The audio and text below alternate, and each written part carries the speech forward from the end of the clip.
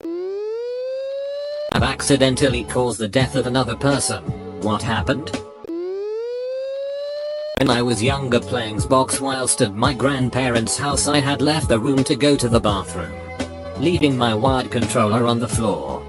I suddenly hear a thud and decided to finish my business before seeing where it had came from. Whilst cleaning up, I heard a scream from my grandma and was told to stay in the bathroom. And so I did. Found out that my grandfather had accidentally stood on my controller and fell over the wire, cracking his skull open on the table, and was announced dead at the scene when the ambulance arrived. I am now extra cautious with where I leave items, encouraging my younger brother and sister to clear up their mess once they're done. When I was 18, I was working the night shift in a nursing home as an aide. Part of my job was to turn the paralyzed patients every 2 hours to make sure they didn't get bed sores etc.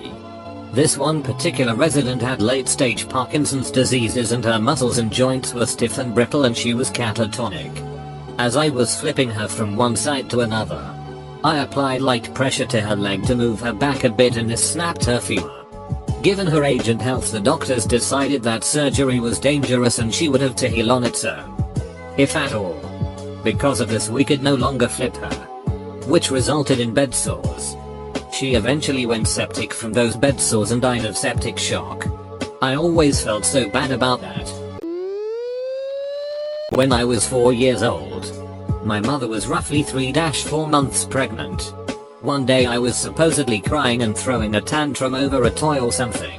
My mother tried to comfort me by cradling me in her arms and take me to my room, which was up the stairs, but I cried and kicked so much that she lost her balance and fell down the stairs.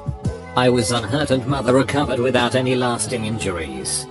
But my sibling died. Do you remember this, or did your parents tell you? I actually learned this from my grandmother when I was 13.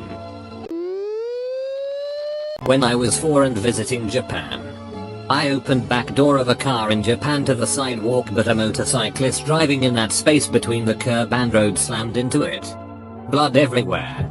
I don't remember the exact aftermath since I was so young, but everybody was screaming and I just sat there not understanding exactly what was happening until my mom ran off the scene and into the building in tears. Thanks for the kind words, everyone. I don't blame it on anyone, even myself, as it was just a really unfortunate circumstance. As for the thing regarding my parents as discussed below, don't worry about that either. They are out of my life. But honestly, while I do believe my parents did some really crap it to me, I don't wanna be angry at them. I'm here now and by myself, and I think the best course of action is just to put them and this ugly event out of my head. Unless it's to tell you curious folks. Thanks for the kind words and reassurance. Was skiing with a friend when I was still living in Colorado. We were going a good speed and enjoying the mountain. When we came back onto the main trail, he was still going really fast.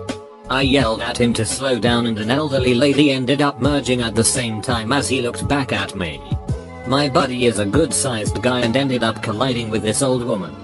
The ski patrol ended up grabbing her from the mountain and she was clearly in a lot of pain. She ended up dying from her injuries a few days later. After their investigation, my buddy and the woman were both in the wrong. He had to pay some fines but never got any sort of lawsuit. How did your buddy feel about it? Like it? He has a family and kids just like she did. He wrote a note to her family apologizing, but they never responded. He wasn't drunk and he is kind of goofy guy. You know, it could have been avoided. He could have been going slower, but she did not look up for anyone coming her way. I've seen people on the mountain collide before. It looked like any of the other times. 7ish am on a Sunday morning. I'm heading to work in a small town at the age of 15 or 16. Come over a crest on a hill and have no time to react. T-bone someone making an illegal U-turn in a driveway. All I remember is veering off to the right and damaging someone's stone wall after the hit. Crawling out of the wreckage out of breath and stumbling to see if the other person was okay. Their vehicle spun multiple times and landed in a ditch facing away, but driver side visible from where I originally was. Driver wasn't there. Move along the vehicle and check the other side. Driver is hanging out of the passenger side window with a steady stream of blood from their skull. Bottom line for me is that I ask and implore everyone, please use your seatbelt. And don't make illegal U-turns like a dumbass. That would have solved the issue. It was a very small town and the driver was old. Still no excuse. Things can happen. Deployed in Afghanistan. Urban area. I got into programming to kill the time. Had an Arduino set complete with everything I would need to make tons of little gadgets. Got pretty good at it too, going to school for it when I get out. When it came time to go home, I didn't have room to take the kit with me, so I threw it out. Keep in mind, locals work on this base, and in my time there, at least 3 had been kicked out for ties with the Taliban. Within an hour of tossing the kit, it had been taken. Didn't think anything of it. Probably some other soldier thought it was cool and took it. Big base. Anything could happen. About 3 weeks after we left, an IED went off outside the gate. No NATO casualties, but about 20 civilians died in the blast. EOD reported that it was a strangely sophisticated bomb. They used my kit. My negligence gave them the means to kill 20 innocent people. I've never told anyone in the world about this, and it haunts me to this day. War survivor from Chechnya 94-96 war. I told a girl, maybe 17-year-old, to run out from the apartment building because I was so sure it was going to collapse. It didn't collapse. And she ran out into a hail of gunfire and died. I was so scared that I stayed in the building and it just never collapsed the entire time. So I left out the back. I often think about that. It was such a quick decision. She was right near the door. I was on my way out because the building felt like it was shaking. And I saw her and said run out. The roof is gonna fall, and she ran out in a hurry and got blown apart by gunfire. Shrieking in pain until she was hit again and presumably died. I wish I didn't tell her that, obviously. It still sort of haunts me to this day. Especially her screaming.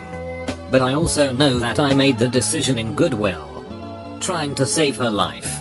And to be fair, the building really felt like it was going to collapse. And everyone was running out. Not just me. Anybody would have told her to run as well. Nobody knew they were opening fire on the building. I know it sounds like lame justifications, but it is all I can think of to help ease my mind. Anybody would have done the same. I hope, at least. I was working in a nursing home as a volunteer. He was a painter. He told me to bring him oil paints, canvas and thinner, and he would paint something for me. The next week when I had to return, I was excited to see what he'd painted. But he was no longer there. The nurses told me that they came to pick him up. I think he drank the thinner at night.